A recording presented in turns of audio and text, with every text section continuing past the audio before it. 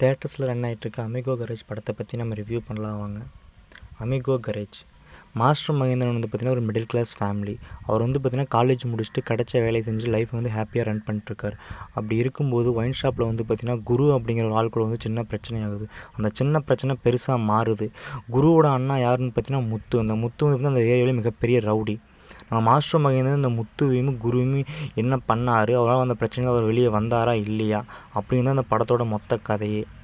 இந்த கதையில் அவங்க என்ன சொல்ல வராங்கன்னா, நமக்கு ஒரு பிரச்சனை நடக்குதுன்னா அந்த பிரச்சனைக்கு வந்து நம்ம எடுக்கிற முடிவினால தான் அந்த பிரச்சனையே வருது அப்படிங்கிற மெசேஜ் வந்து பார்த்தா சொல்லிட்டு போகிறாங்க. ஒயின் ஷாப்பில் நடக்கிற பிரச்சனையில் நம்ம மாஸ்டர் மகேந்திரன் வந்து பார்த்திங்கன்னா குருவரை கண்டுக்காமல் விட்டுருந்துருந்தாருன்னா இந்த பிரச்சனையே வந்திருந்திருக்காது. நமக்கு நடக்க போகிற பிரச்சனை வந்து நம்ம எடுக்கிற முடிவினால தான் வருது அப்படிங்கிற மெசேஜ் இந்த படத்தை சொல்லியிருக்காங்க. இந்த படம் வந்து பார்த்திங்கன்னா எனக்கு சேம் பொல்லாதன் ஸ்டோரி மாதிரியே தெரிஞ்சு.